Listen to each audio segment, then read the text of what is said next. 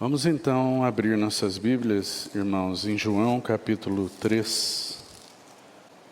Vamos ler os versos novamente, os versos que temos estudado, desde o verso 1 até o verso 21. Mas havia entre os fariseus um homem chamado Nicodemos, um dos principais dos judeus. Este, de noite, foi ter com Jesus e lhe disse: Rabi, sabemos que és mestre vindo da parte de Deus, porque ninguém pode fazer estes sinais que tu fazes, se Deus não estiver com ele. A isto respondeu Jesus: em verdade te digo, que se alguém não nascer de novo, não pode ver o reino de Deus.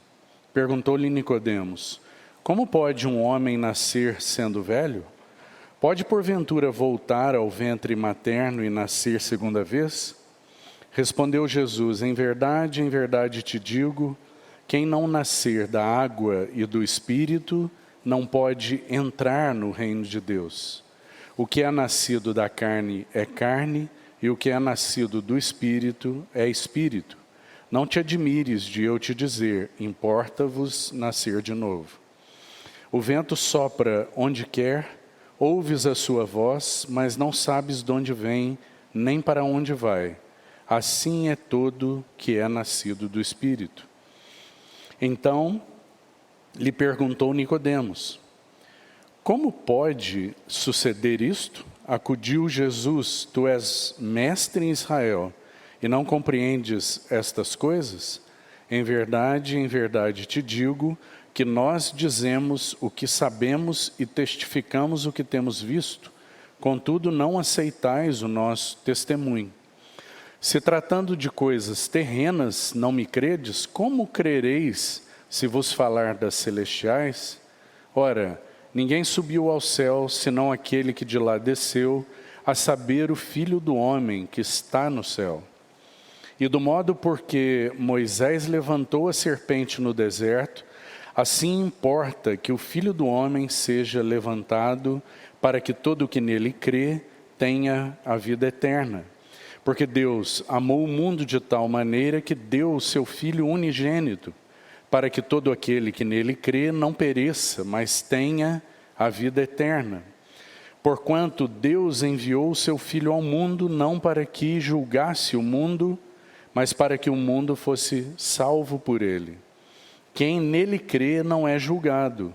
O que não crê já está julgado, porquanto não crê no nome do unigênito Filho de Deus. O julgamento é este: que a luz veio ao mundo e os homens amaram mais as trevas do que a luz, porque as suas obras eram más. Pois todo aquele que pratica o mal aborrece a luz e não se chega para a luz, a fim de não serem arguidas as suas obras. Quem pratica a verdade aproxima-se da luz, a fim de que suas obras sejam manifestas, porque feitas em Deus. Vamos orar. Pai, mais uma vez nos alegramos por podermos nos reunir debaixo do Teu nome vitorioso. Obrigado por esta noite, obrigado por nós estarmos aqui, obrigado por Tua convocação, obrigado porque quando 2 ou 3 se reúnem debaixo do Teu nome, Tu ali estás no meio deles. Que alegria, Senhor, Tua doce presença, onde o Senhor está, a revelação. Então por isso revela um pouco mais da Tua beleza, da Tua glória para cada coração aqui nesta noite.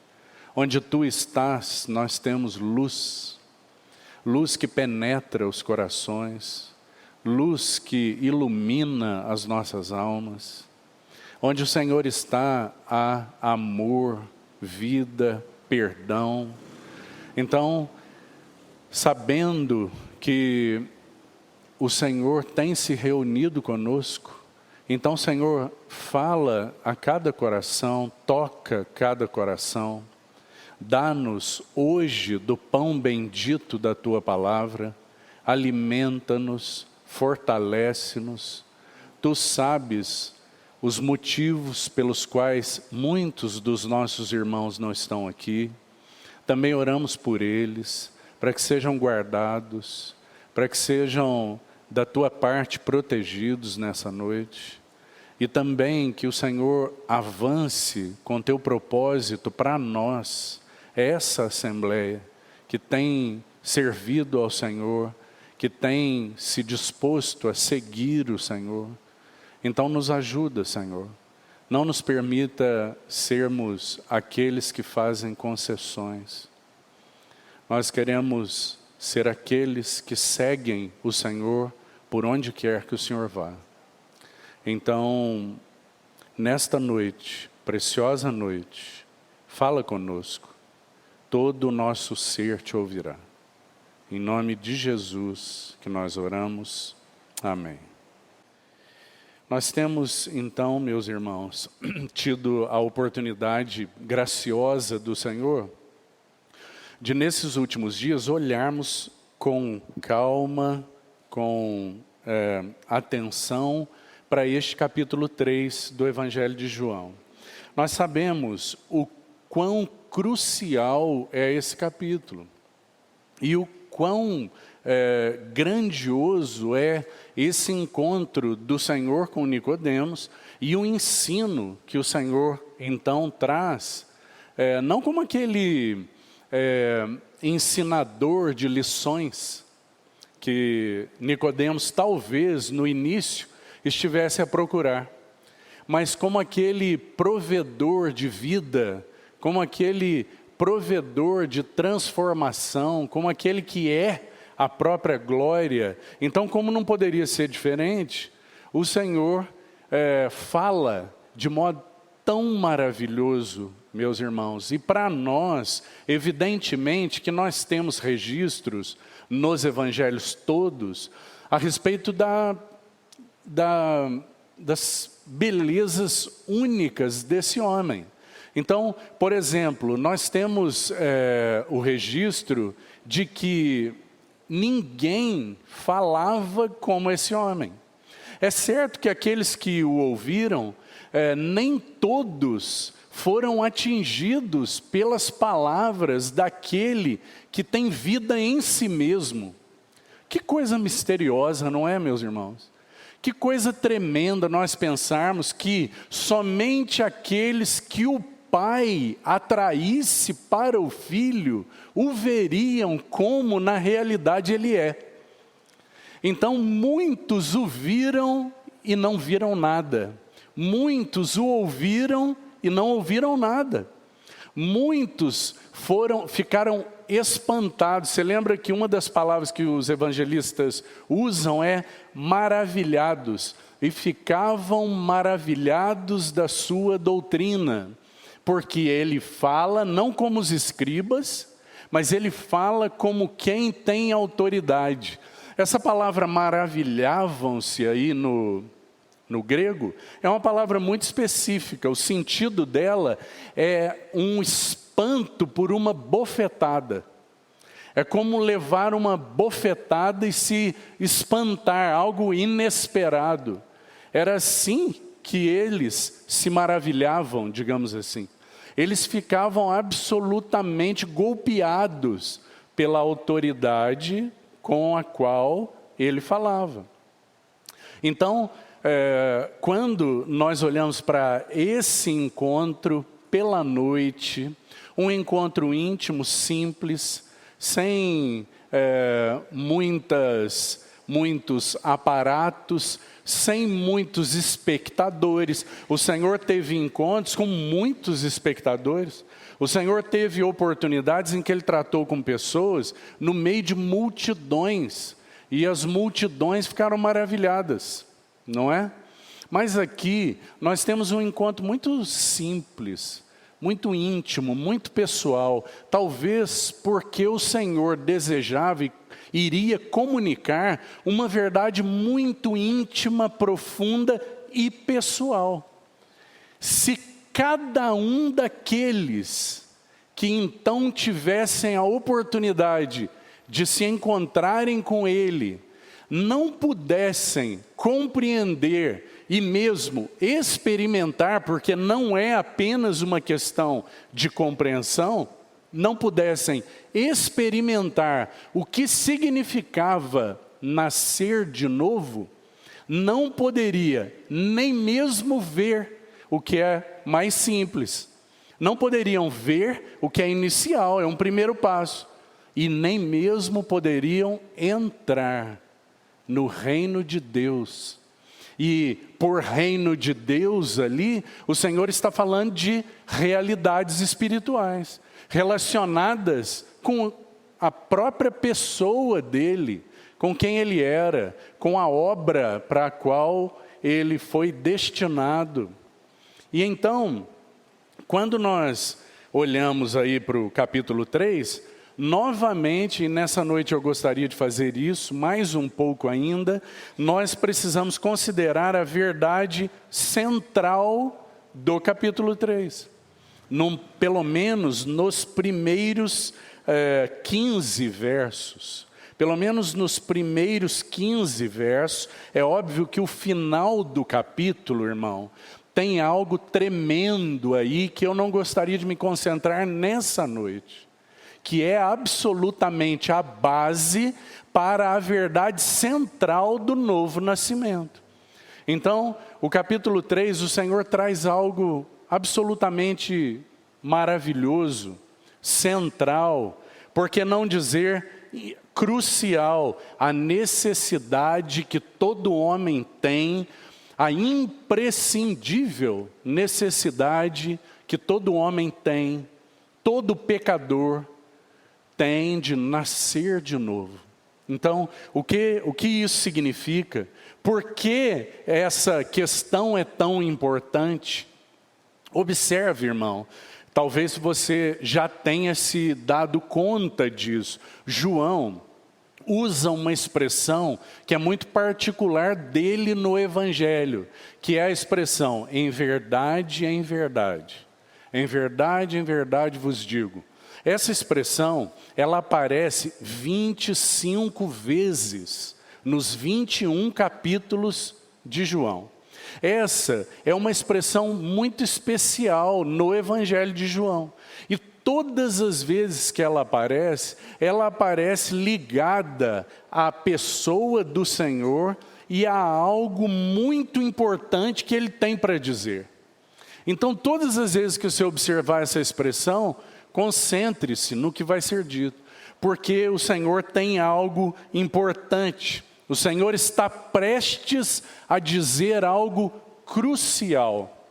E por crucial, nós estamos nos referindo a algo extremamente importante, mas a palavra crucial por si só, ela indica algo, né?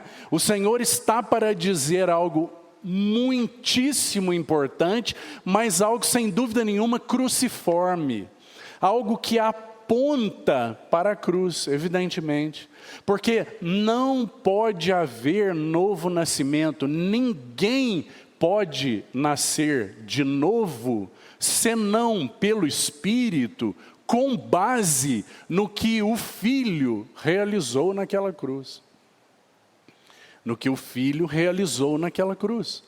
Todos aqueles que estavam reunidos no Pentecostes, eles receberam do Pai a promessa do Espírito, com base, a promessa do Espírito, o Espírito veio habitar neles, morar neles, com base naquilo que foi realizado na cruz do Calvário. Então o Senhor Jesus está apontando, essa verdade é crucial, e ela aponta para a cruz. Por que nós sabemos? Porque os versos finais, o Senhor vai dizer, ora, verso 13, ninguém subiu ao céu, senão aquele que de lá desceu. Ele está falando dele mesmo. E então no verso 14 ele diz, e do modo por quê? O motivo, e da mesma maneira, pelo mesmo motivo que Moisés levantou aquela serpente de bronze no deserto, importa que o Filho do Homem seja levantado. E então ele atraia, todos, ele atraia todos para ele mesmo. E então, essa expressão, em verdade vos digo, ela é muitíssimo importante. Agora, sem dúvida, o Senhor está a falar de algo solene e profundo. Então, o que o Senhor tem para dizer? Ele tem para ensinar algo sobre como os homens devem viver. Talvez Nicodemos estivesse procurando isso. Como que porque nós, por natureza, nós somos assim, irmão. Nós sempre procuramos algo que nós possamos fazer e então isso nos faça nos sentirmos melhores. Então Nicodemos talvez estivesse procurando do Senhor algo que os homens devessem fazer, uma maneira de viver. Mas o Senhor não tinha absolutamente isso para dizer para Nicodemos. Embora todos nós saibamos que o nosso chamamento é para seguir o Cordeiro e suas pisadas. E como os apóstolos e o Novo Testamento todo vai nos dizer, Ele nos deixou modelo. Ele nos deixou modelo. Para que nós vivamos de conformidade com aquele ao qual seguimos e professamos, aquele que nós confessamos. Então, quando o Senhor Nicodemos procura algo sobre como se deve viver, o Senhor apresenta algo sobre como os homens podem ser espiritualmente vivificados. É isso que o Senhor tem a dizer. E é isso que o capítulo 3 tem para nos dizer, como os homens podem ser vivificados. E então, eu gostaria de observar com você que o Senhor Jesus usa duas expressões, uma no verso 3 e outra no verso 5, relacionadas então a essa necessidade de nascer de novo. Então no verso 3 o Senhor usa a expressão ver. Aquele que não nascer de novo não pode ver. E depois, no verso 5, o Senhor usa a expressão entrar. Aquele que não nascer da água e do Espírito não pode entrar. São duas expressões muito importantes, meus irmãos, muito importantes. Nós já vimos a respeito delas, que de alguma maneira essas duas palavras, elas podem nos ajudar a compreender algo um pouco mais a respeito do ministério do Espírito Santo, irmão. O ministério do Espírito Santo pode ser resumido através dessas duas palavras. Qual é o ministério do Espírito Santo? É nos fazer ver, mas não somente ver. Se o Espírito Santo tiver caminho para apenas nos fazer ver, nossas vidas ficarão deficientes, compreende?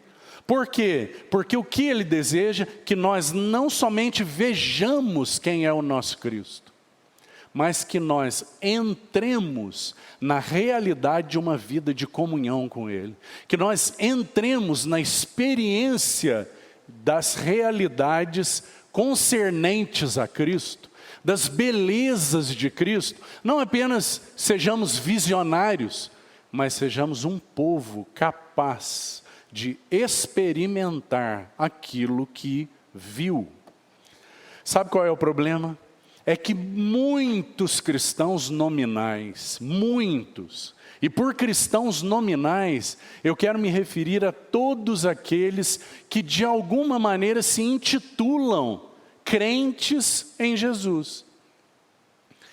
Muitos desses cristãos, eles são nominais exatamente porque apenas viram algo, mesmo que pálido, viram. Então eles veem muitas coisas, e eles têm uma cabeça absolutamente grande, cheia de muitas verdades que viram, mas têm pernas absolutamente atrofiadas, porque não entraram.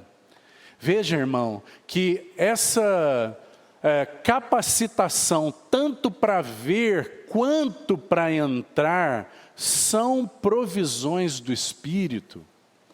Dependem de uma ação única, exclusiva e sobrenatural do Espírito de Deus.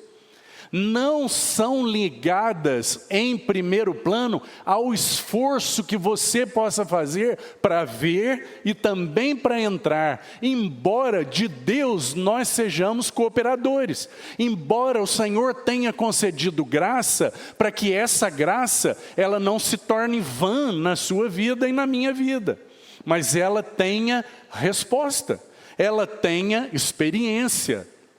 Compreende, meu irmão? Então, o bendito Espírito Santo e seu ministério podem se resumir a essas duas palavras. O que significa ver? Não somente os aspectos mais elementares de termos os olhos abertos, mas termos os nossos olhos do coração, olhos do homem interior abertos, iluminados. Então, esta é uma obra do Espírito, meu irmão. Essa obra não depende do esforço do homem, da educação do homem. Você pode criar um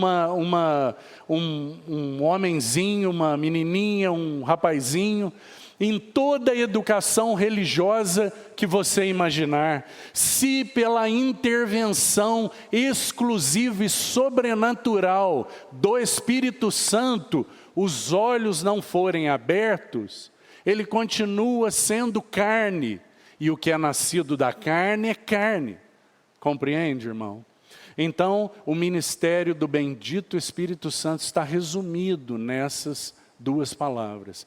Ele que nos faz ver, ele ilumina, abre os olhos, torna tudo absolutamente claro, mas é evidente que esse é um primeiro passo, como a figura que já nos foi usada. É quando você chega diante de um palácio, e então você contempla a beleza daquele palácio. Ele é absolutamente lindo, e você fica impressionado, conquistado, atraído. Seus desejos se movem para aquele palácio. Todos os seus sentidos agora estão ativos, porque absolutamente não estavam. Mas agora seus sentidos já estão ativados. Então você passa a ter desejos relacionados àquilo que está vendo. Então você contempla aquele palácio e ele te atrai, e ele desperta seus desejos. Mas se você não entrar em cada cômodo e puder observar cada cômodo, cada aspecto interior da beleza, cada um daqueles aspectos que não estão ali disponíveis para essa contemplação inicial. Eles só estão disponíveis para aquele que entra no palácio. Compreende, irmão? Então, muito das realidades espirituais concernentes ao nosso Cristo, elas não estão absolutamente disponíveis apenas por contemplação. Elas dependem de um entrar. E todos os que são guiados pelo Espírito de Deus, esses são os filhos de Deus. Compreende? Então, na medida em que o Espírito, o mesmo que ilumina nossos olhos, que estavam absolutamente cerrados em trevas, é o mesmo que por provisão, por atração, por liderança, por capitania, por andar junto, pegar firme conosco, nos assistir em toda a nossa fraqueza. Esse é o mesmo que então nos conduz para entrarmos. Compreende, irmão? E esse é o ministério do bendito Espírito Santo. Talvez essas duas palavras nos ajudem a compreender isso. Ele é o único capaz de nos fazer entrar nessas realidades, nessa experiência íntima, nessa experiência profunda. Lembra da noiva de Cantares? O noivo, ele me introduziu nas suas recâmaras. E essa condução, ela é exclusiva do noivo. A noiva não pode entrar sozinha, por si mesma, por seus próprios esforços, por encontrar em si mesma algum tipo de capacidade. Não. Pelo bendito Espírito Santo. Ele vos revelará de mim mesmo e vos guiará a toda a verdade. E vocês não ficarão órfãos, mas eu vos enviarei o Consolador. Aquele que estará ao lado de vocês, compreende, irmão? O bendito Espírito Santo, que nos guia. Esse é o único gerador. O Espírito Santo é o que regenera, vivifica, opera o novo nascimento. E ninguém mais. Ninguém pode nascer de novo por si mesmo, senão por uma obra exclusiva do bendito Espírito Santo. Por que nós estamos aqui, meus irmãos? Porque essa é a nossa experiência. Então, na medida em que nós caminhamos com o Senhor nos atrai. Então, alguns de nós podem frequentar reuniões por religiosidade. Mas o Senhor não nos chamou para isso. O Senhor nos chamou para que o fato de estarmos aqui seja fruto de uma atração movida pelo Espírito. Então, um desejo de adentrar realidades mais profundas. Ver e entrar. Ver e entrar. E esse precisa ser um processo contínuo nas nossas vidas. Ver e entrar. Ver e entrar. O Espírito Santo inicia essa obra regenerando o espírito morto do pecador. Mas ele segue por toda a nossa vida, nos conduzindo a ver mais e a entrar mais profundamente. Ver mais e mais. Por isso que nós sempre clamamos ao Senhor. Senhor, abre os nossos olhos. Senhor, ilumina o espírito do nosso entendimento. Senhor, nós queremos te ver. Então, por que nós clamamos? Porque de alguma forma o bendito Espírito Santo invadiu as nossas trevas. E nós o provamos. E agora nós anelamos mais e mais por ele. E essa é a experiência de todo homem que foi vivificado pelo Espírito e, portanto, nasceu de novo. Compreende? Talvez, esse pequeno resumo nos ajude a compreender o assunto central e crucial aí do capítulo 3. Mas vamos seguir um pouquinho mais, porque eu gostaria de citar um exemplo para você na palavra que nos ajuda a compreender esse processo. Então, abra comigo aí em Gênesis capítulo 1, para que você veja um texto que talvez possa lançar um pouco mais de luz nisso tudo que acabamos de dizer aqui.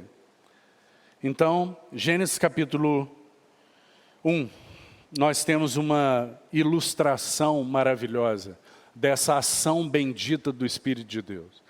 Então, o verso 1 diz assim: no princípio criou Deus os céus e a terra. E o verso 2: a terra, porém, era, ou melhor, tornou-se sem forma e vazia. Havia trevas sobre a face do abismo, o Espírito de Deus pairava por sobre as águas, e disse Deus: haja luz, e houve luz. Esses primeiros versos de Gênesis são uma ilustração maravilhosa, porque o versículo 1 se refere à criação original de Deus. Então, eu creio que isso está claro para todos nós. O versículo 1 se refere à criação original de Deus. O versículo 2 apresenta uma condição subsequente. Uma condição subsequente. Após a criação de Deus ter sido arruinada. E então, entre os versos 1 e 2, alguma calamidade aconteceu para que aquela obra perfeita, preciosa de Deus tenha sido arruinada. Então nós sabemos, meus irmãos, que esse impacto naquilo que Deus criou, tornando então a terra sem forma e vazia, esse impacto, ele é gerado especialmente pela queda, rebelião de Satanás. Então, entre o verso 1 e o verso 2, nós temos uma obra perfeita, verso 1, original de Deus. Nós temos uma calamidade, a rebelião e queda de Satanás. E nós temos no verso 2, então, aquela obra preciosa arruinada por esta rebelião. E então Deus irá iniciar uma obra restauradora. Aquela terra sem forma e vazia, agora absolutamente arruinada, ela será então impactada pela restauração da parte de Deus, por uma nova criação, entre aspas, por assim dizer. E então, quando nós olhamos para essa obra restauradora de Deus, tem um passo a passo aí que nos ajuda a entender a ação do Espírito no novo nascimento.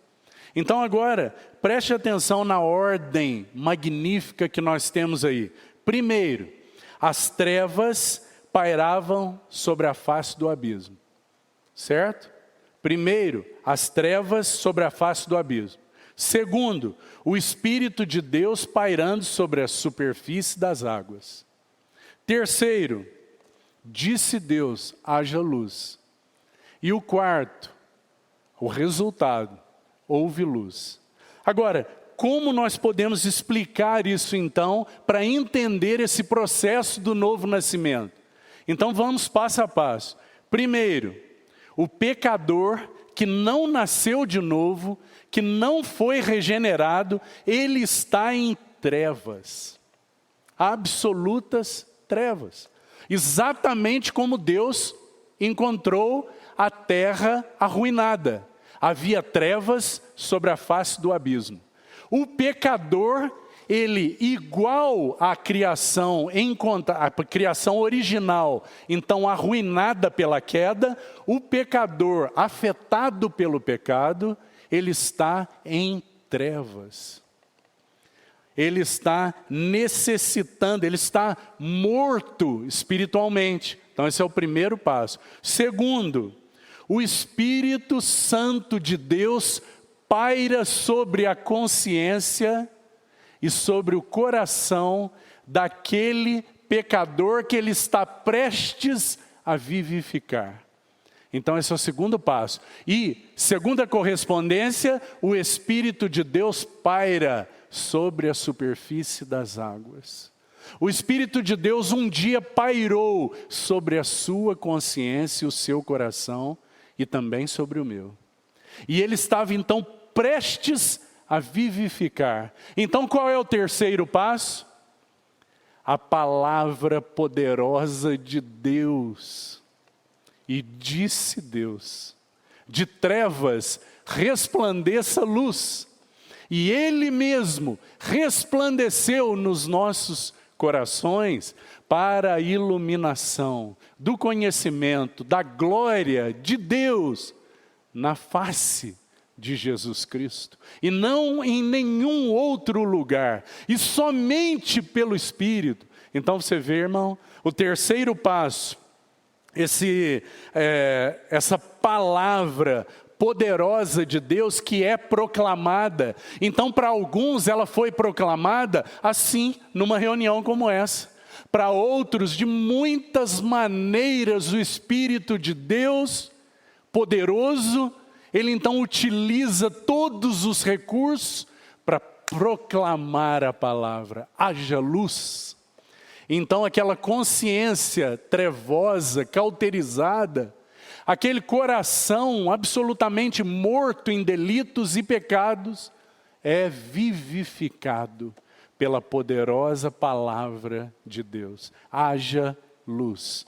E então qual é o quarto passo? Qual é o resultado? O resultado é que o pecador que estava em trevas, no reino das trevas, ele é trazido para o reino da maravilhosa luz de Deus. Que maravilhoso, irmão.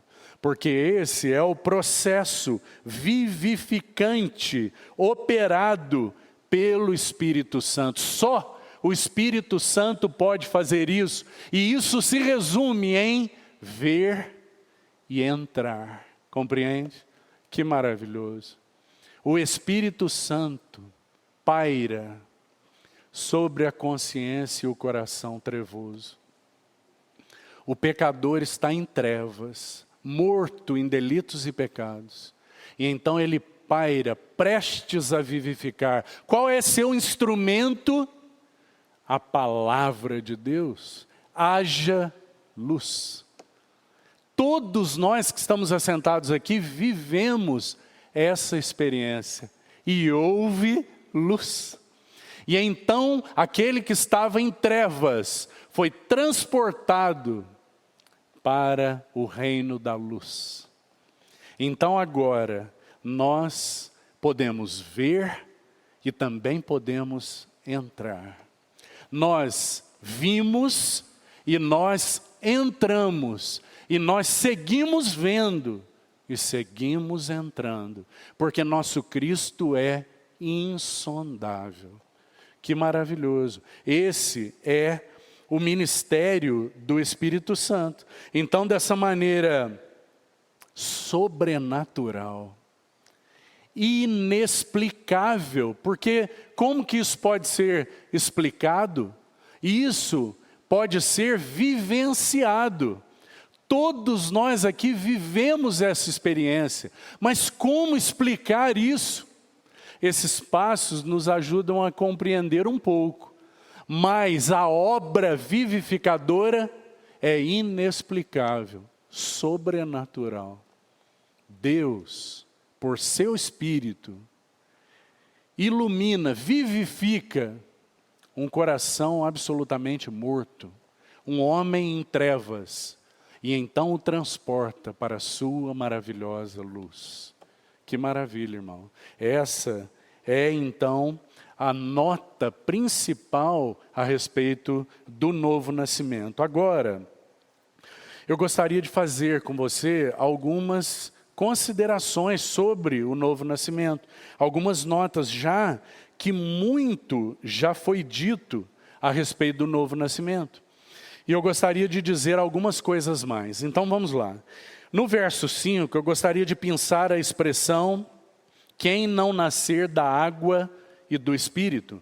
Como nós já ouvimos, como já nos foi dito, a expressão, a palavrinha aí, água, nesse contexto, se refere, em primeiro plano, ao arrependimento. E não, em primeiro plano, à palavra de Deus. Porque na Bíblia, a palavra de Deus, ela é comparada, a água é uma figura da palavra de Deus em muitos textos da Bíblia. Né? Muitos textos no Novo Testamento e também no Velho Testamento, onde nós vemos a palavra de Deus comparada à água e aos efeitos de purificação, aos efeitos de nutrição, de dessedentar, que então a água traz e também a palavra de Deus traz. Então, num primeiro plano, no contexto aqui, o Senhor Jesus ele está se referindo essa água, nascer da água e do Espírito. Então, num primeiro plano, a questão da água está relacionada ao arrependimento. Por quê? Porque na memória de todo judeu, sem dúvida nenhuma, especialmente nesses dias, por isso o contexto é importante, estava tinindo a proclamação de João Batista. E qual era a proclamação de João Batista? Arrependei-vos. E todo o que se arrepender passará por um batismo de arrependimento. E eu vos batizo com água, é o que ele dizia. Mas depois de mim virá aquele que eu não sou digno nem mesmo de desatar as suas sandálias. Ele batizará com o Espírito Santo e com fogo. É isso que João Batista anunciava. Então esta palavra estava tinindo nos ouvidos de todo judeu. E especialmente de Nicodemos. Agora, um detalhe importante, irmão, e também interessante. Veja que a expressão nascer de novo era uma expressão comum para os judeus, especialmente para os religiosos, para os fariseus, para todos aqueles judeus religiosos. O que eles compreendiam por nascer de novo? Todos aqueles iniciantes no judaísmo, aqueles prosélitos, eles então eram tidos como nascidos de novo, regenerados. E agora, nunca a expressão era usada para um judeu. Para ele, o fato de ser judeu já o caracterizava como alguém que detinha a vida. Compreende, irmão? Então, para Nicodemos, a expressão nascer de novo era uma expressão comum de ser utilizada para aqueles que vinham a ser convertidos ao judaísmo, então eles os chamavam de regenerados. Esses sim, eles tinham que nascer de novo. Agora, quando o Senhor Jesus olha para um principal religioso dos judeus e diz, importa-te nascer de novo, então, sem dúvida nenhuma, aquilo causou um escândalo. Aquilo causou um impacto. E esse impacto, ele foi positivo, porque na vida de muitos outros, e também nesse processo das nossas vidas, muitas vezes, o Senhor nos diz, nos fala diretamente, e o que Ele nos fala, para nós, é recebido como uma pedra de tropeço, um escândalo. Muitos ficaram escandalizados com o que o Senhor os dizia. Mas Nicodemos foi positivamente impactado. Porque nós sabemos, porque isso gerou uma conjectura no coração dele. E de alguma maneira ele nasceu de novo. Por que nós sabemos? Porque ele passou a ver em Jesus algo que a multidão não via. E ele passou a atribuir ao Senhor o valor exclusivo que ele tem. Tu és o Filho de Deus. Tu és o Filho de Deus, Deus verdadeiro, cheio de glória. É isso que Nicodemos passou a ver. Porque nós sabemos, porque a Bíblia registra para nós. O Espírito Santo fez, através da pena dos evangelistas, um registro para nós, de que esse Nicodemos, esse que procurou o Senhor à noite, ele também foi ousado, ele também foi intrépido, porque ele foi conquistado para ver e entrar. Então ele pediu, junto com José de Arimateia, eles tomaram o corpo do Senhor Jesus, para que então ele fosse embalsamado e fosse sepultado naquele túmulo novo. Então esse Nicodemos sim foi positivamente impactado. O Senhor Jesus não foi para ele uma pedra de tropeço. Agora, irmão, quantas vezes o Senhor nos fala diretamente? Quantas vezes o Senhor diz, você precisa de, e então especificamente, e nós recebemos isso de forma a nos escandalizar. E a dizer, não, Senhor, de maneira nenhuma. Não, Senhor, isso, nessa área, o Senhor não mexa. Não, Senhor, nesse aspecto eu não cedo. Não, Senhor, nesse aspecto quem manda sou eu. Que o Senhor encontre caminho nos nossos corações, como encontrou no coração de Nicodemos. Mas vamos mais. Talvez seja necessário, irmão, fazer uma referência, como já dissemos, num primeiro momento, para Nicodemos, esse nascer da água implicava em arrependimento. A palavra grega é metanoia, ou mudança de mente.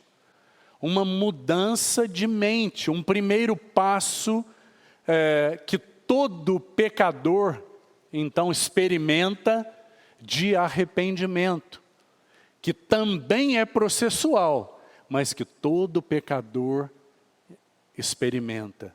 Nascer da água. Então, sem dúvida nenhuma, esse passo inicial ocupava a mente de Nicodemos. Mas, talvez vale nós dizermos aqui, que ao longo da história da igreja, muitos teólogos tomaram esse texto para fazer uma menção equivocada do batismo.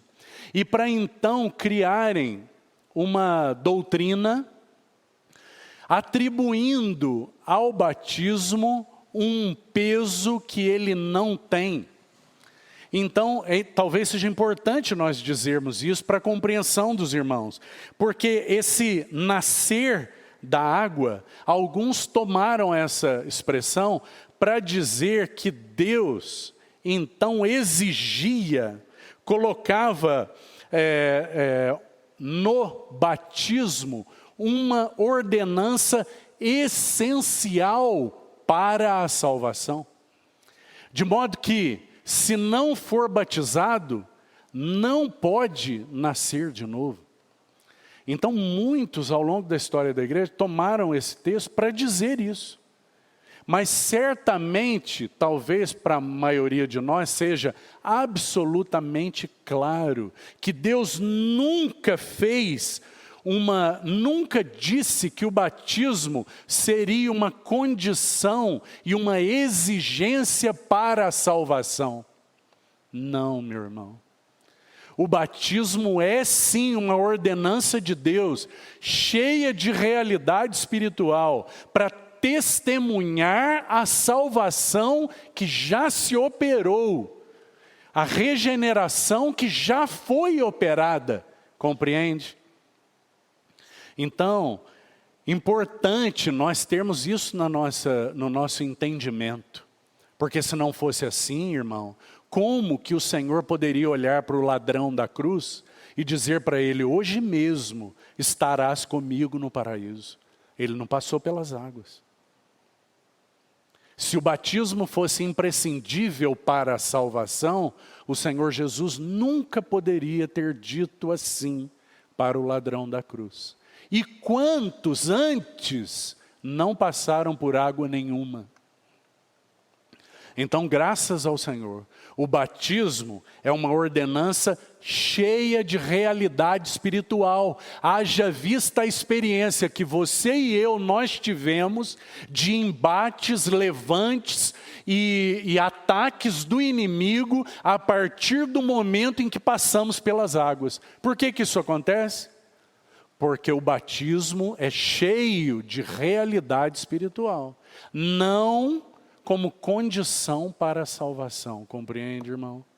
Isso é importante de ficar claro para nós. Mas vamos mais. Então, uma outra observação que talvez seja importante de ser feita aqui, é que, embora a água, nesse contexto, não se refira não se refira, por conta do contexto, a palavra de Deus em primeiro plano, mas sem dúvida nenhuma, a palavra de Deus é o instrumento utilizado pelo Espírito para a regeneração. A palavra de Deus é a semente utilizada pelo Espírito para a regeneração. Por que nós sabemos, irmão? Abra comigo em 1 Pedro 1:23, eu faço questão de abrir, poderia citar o texto, mas quero que você abra para que você guarde esse texto. 1 Pedro,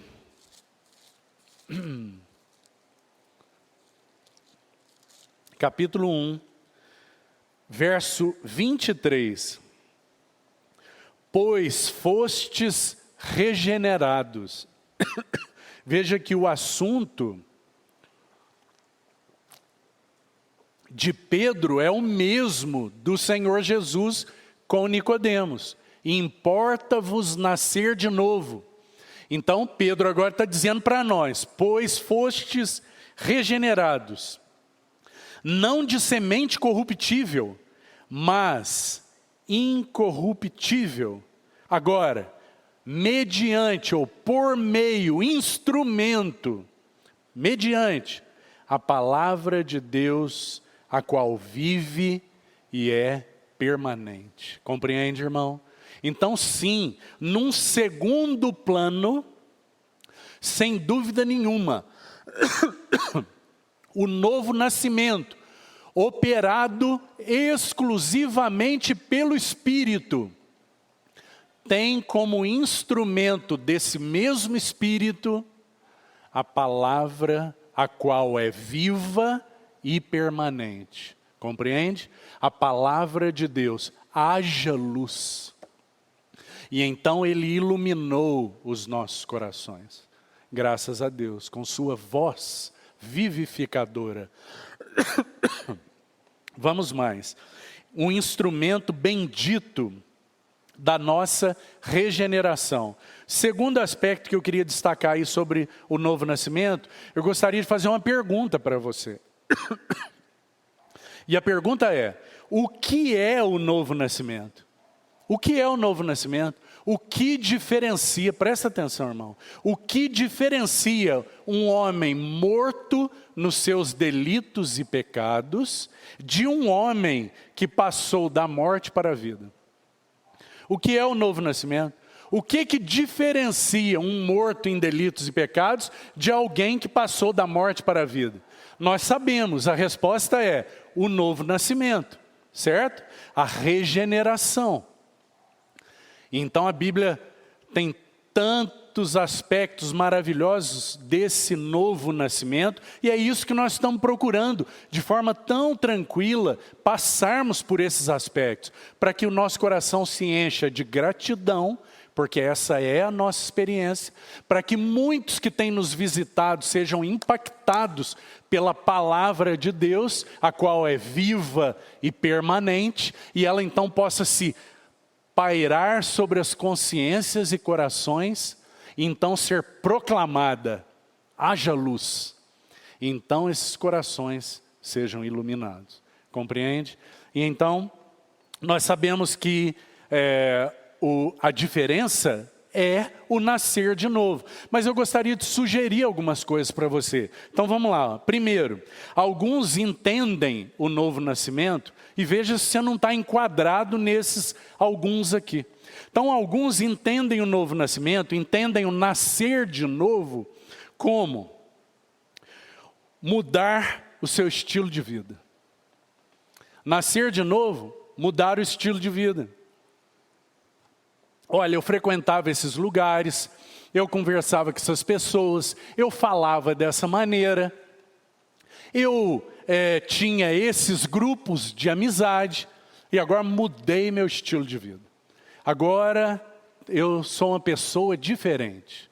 Então alguns compreendem o novo nascimento dessa maneira, como se fosse uma reforma uma mudança de estilo de vida, uma reforma, como se fosse começar uma vida nova. Nossa, olha, até agora foi terrível, mas agora eu comecei uma vida nova. Eu tô indo na reunião daqueles irmãos ali e eu estou começando uma vida nova.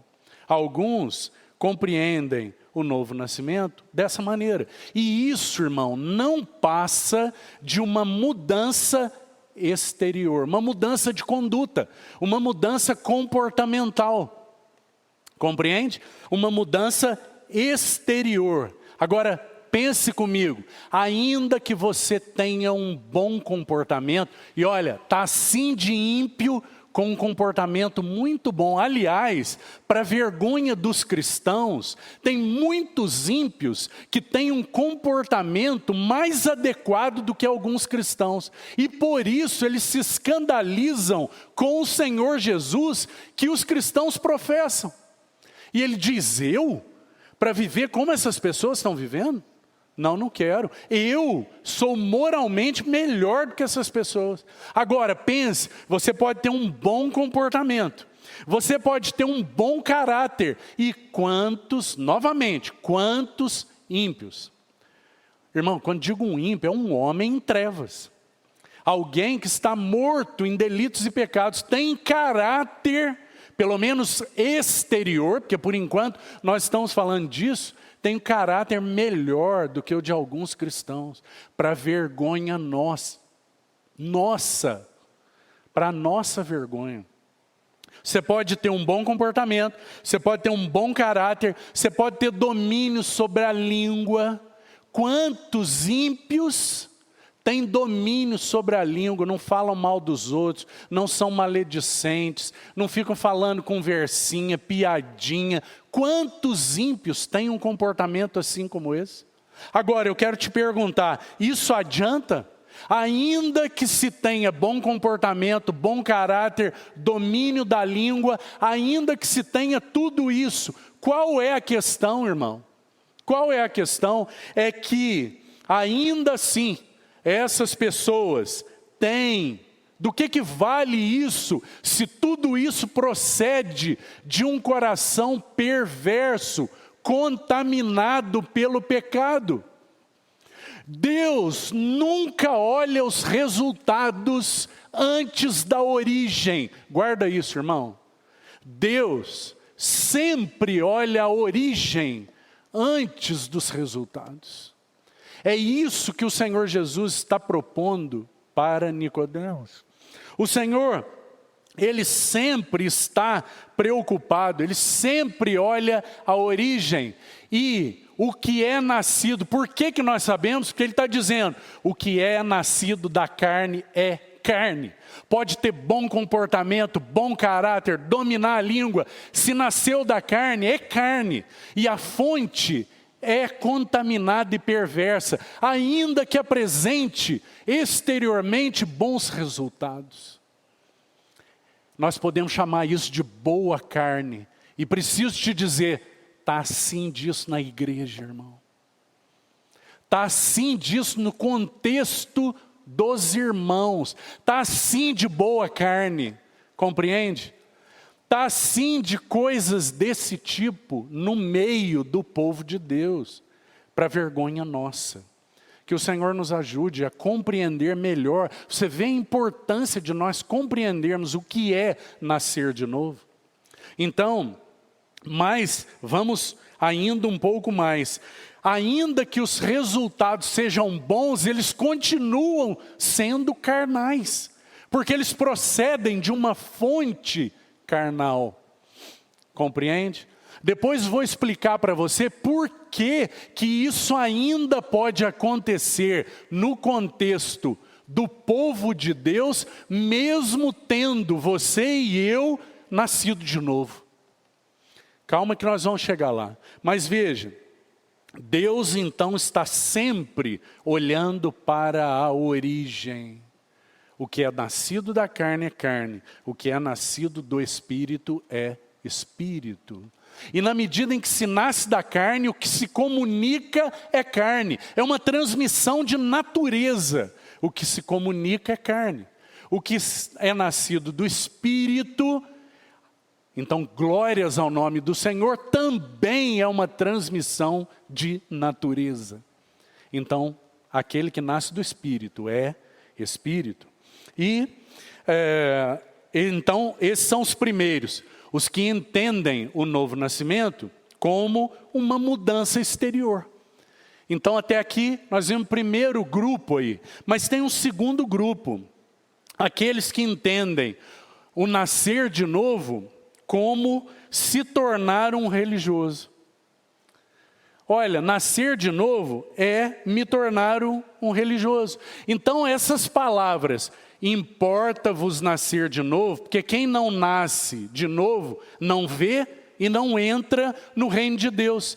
Tem muitos religiosos no meio do contexto do povo de Deus, que essa sentença tão tremenda do Senhor Jesus, embora eles não tenham nem mesmo nascido de novo, são apenas religiosos, não causa nenhum impacto neles. Porque o que eles têm a dizer? Eles têm a dizer o seguinte, eles têm muitas palavras para dizer. Ele é um bom frequentador de igreja. Ele é um bom frequentador de reuniões. Então o que ele tem a dizer, elas não causam para ele nenhum problema.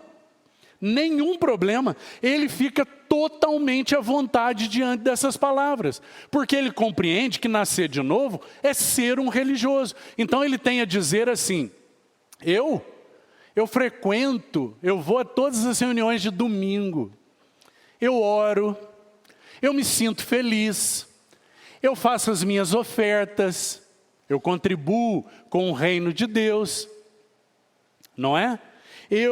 Que mais? Eu participo desde a minha infância, eu nasci num contexto evangélico, não é? Coisas assim nós ouvimos, muito comuns. Eu frequento regularmente as reuniões, não é? Agora, irmão, isso basta? Ou nós podemos fazer, ou o religioso, ele pode fazer uma pergunta, o que mais é necessário? Se isso não for nascer de novo, eu não sei o que é nascer de novo. Porque ele entende que nascer de novo é se tornar um religioso.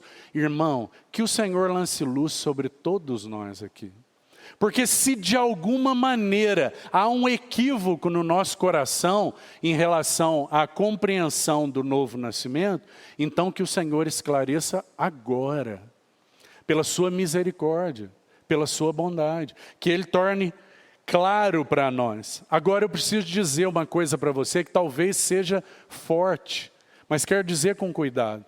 Tem muitos que estão nessa situação religiosa, que estão nesse sono e que estão sendo embalados nesse sono pelo próprio Satanás, para permanecerem assim, compreendendo e achando que a vida cristã, que nascer de novo para uma relação de visão e entrada nas realidades concernentes a Cristo, ele está compreendendo que é esse frequentar a igreja e fazer as coisas que nós acabamos de mencionar aqui. Agora lembre-se, o Senhor disse essas palavras para um religioso. É um religioso dos principais que está ouvindo essas palavras. O Senhor disse diretamente para ele. Essas palavras cruciais, o Senhor proferiu para um religioso, dizendo para ele, olha, importa nascer de novo. Então, se o novo nascimento não é uma reforma exterior e também não é se tornar um religioso, então novamente a pergunta tem que ser repetida. O que é então o novo nascimento? O que é o novo nascimento? Então eu gostaria de sugerir para você que primeiro, o novo nascimento não é Deus remover uma série de coisas de você. não é Deus remover do pecador uma série de coisas. Nem mesmo é uma mudança dentro do pecador, nas coisas do pecador. Nascer de novo é Deus acrescentar, dar algo que o pecador não tem. Nascer de novo é Deus dar ao pecador uma nova natureza, meu irmão. É fazer deste, que é uma velha criação, uma nova criatura, compreende? Então não é Deus dar alguma coisa, e nem mesmo Deus pegar esse pecador e fazer uma reforma interior. É Deus dar algo para ele que ele não tem. É a comunicação de uma natureza nova, porque o que é nascido da carne é carne e possui uma natureza carnal, mas o que é nascido do Espírito é Espírito e recebe da parte de Deus uma nova natureza espiritual. Compreende isso, irmão? Então, deixa eu ver quantas, nosso tempo já foi, vamos mais um pouquinho nesse sentido, para compreendermos isso. O novo nascimento é então essa transmissão da parte de Deus, pelo seu Espírito e exclusivamente por Ele, de uma nova natureza. A natureza de Deus, ela é comunicada a nós. Então, nós já lemos o texto de 1 Pedro 1:23 sobre a palavra. Agora eu quero que você abra em 2 Pedro, capítulo 1, mais um texto de Pedro, para que você veja algo sobre essa nova natureza. 2 Pedro, capítulo 1.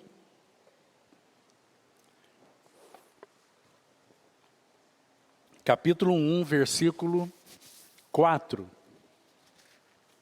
Veja o que Pedro diz aí, irmão. O verso 3 está dizendo que pelo divino poder de Deus, Ele nos deu todas as coisas que nós precisamos para recebermos, para avançarmos, para vermos e entrarmos no que concerne a vida e a santidade, a vida e a piedade. E que essa doação de Deus é para que nós participemos, porque Ele nos chamou, para participar da sua própria glória e virtude. É assim que termina o versículo 3. Então o versículo 4 vai dizer, pelas quais, por essas coisas doadas por Deus, então por esse chamamento para a sua glória e virtude, pelas quais nos têm sido doadas as suas preciosas e muito grandes promessas, para que por elas vos torneis coparticipantes da natureza divina. Da natureza divina. Nós vamos participar dos atributos de Deus, irmão. Nós precisamos ter cuidado aqui. É claro que não. Participar da natureza divina não significa ser divinizado. Significa receber filiação. Significa ser gerado pelo Espírito de Deus e agora adentrar a família de Deus. Compreende? O que é nascido do Espírito é Espírito e recebe uma participação na natureza divina. Então, se é assim, se nós recebemos essa natureza, então não se trata de uma reforma. Então, também não se trata de educação religiosa. Claro que não. Não se trata de uma purificação daquele homem velho. Não. Do que se trata então, meu irmão? Se trata da criação de um novo homem. Se trata de receber uma nova natureza da parte de Deus. E o que isso significa? Que vamos a mais dois textos. Então, 2 Coríntios capítulo 5. Vamos comigo. 2 Coríntios capítulo 5. Veja o que o apóstolo Paulo vai dizer aí. 2 Coríntios capítulo 5, verso 17. 5:17. Diz assim: e assim, se alguém está em Cristo, é nova criatura, ou alguns manuscritos trazem nova criação. Se alguém está em Cristo, é nova criatura. As coisas antigas passaram e eis que tudo se fez novo. Mas um texto, agora, nós já lemos esse texto, eu anotei ele 2 vezes, o texto de Pedro que acabamos de ler. Somos coparticipantes da natureza divina. Então guarde esses 2 textos. Agora, se nós, então, recebemos essa nova natureza no novo nascimento, então o cristão é uma pessoa que agora possui 2 naturezas. Uma velha natureza carnal. O que é nascido da carne é carne. E uma nova natureza espiritual. Uma natureza segundo Deus, da parte de Deus. Então, todo cristão, ele possui 2 naturezas. E o que acontece? Então, há uma intensa batalha. Essas 2 naturezas dentro de nós, elas guerreiam entre si. Você se lembra de Gálatas 5, verso 17? O espírito milita contra a carne e a carne milita contra o espírito, porque são opostos entre si. Então nós temos uma natureza espiritual e uma natureza carnal. Agora, irmão, e elas estão em frente de batalha. Quem vence? Quem vence a batalha? E por que nós muitas vezes vemos muito da energia da carne no contexto cristão? Porque o cristão possui 2 naturezas. E então muitos cristãos entendem erradamente que devem produzir algo para Deus. Então essa produção, ela é operada por uma fonte que Deus não aceita, porque o que é nascido da carne é carne. Então muito do que se fala, muito do que se faz no contexto evangélico cristão é realizado na energia da carne. Agora, se isso acontece, por que acontece assim? Porque a carne tem sido alimentada muito mais do que o espírito. Elas são opostas entre si. E há uma batalha intensa. Pela graça de Deus, a velha natureza pode ser subjugada e mortificada. O Senhor nos tem dado graça para isso. E a nova natureza é alimentada pela palavra. A nova natureza é alimentada pela palavra. Então, vamos até aqui. Vamos parar por aqui. Para que você leve essas meditações para casa. E então o Senhor possa nos falar mais a respeito disso. Porque são os que nasceram de novo. Então podem agora, pelo Espírito, agradar a Deus. Podem, pelo Espírito, segundo a mediação do nosso Cristo, nos apresentarmos a Deus, agora com louvor nos nossos lábios. Tudo procedente de uma natureza do Espírito, conduzidos e guiados por Ele. Mas nós podemos viver vidas carnais, alimentarmos a nossa carne, fazermos provisão para a carne. E qual é o resultado disso? Corrupção. Que o Senhor tenha misericórdia de nós e siga nos falando ao coração. Amém. Vamos agradecer ao Senhor. Senhor, te bendizemos por tua palavra tão poderosa, tão clara, Senhor. Nós pedimos que pela tua misericórdia e graça, o Senhor não permita que a tua palavra seja roubada dos nossos corações, mas que ela seja meditada, orada, ruminada, para que gere frutos, robusteça a nossa fé, fortaleça o nosso entendimento, e nós não fiquemos como crianças nesses dias finais, mas sejamos fortes, vigorosos, espirituais, e então assim, vivamos essa qualidade de vida espiritual, essa qualidade de vida guiada pelo Espírito, cheia do Espírito, segundo o Espírito. Nós te pedimos, Senhor, ajuda-nos. Oramos no doce nome de Jesus. Amém.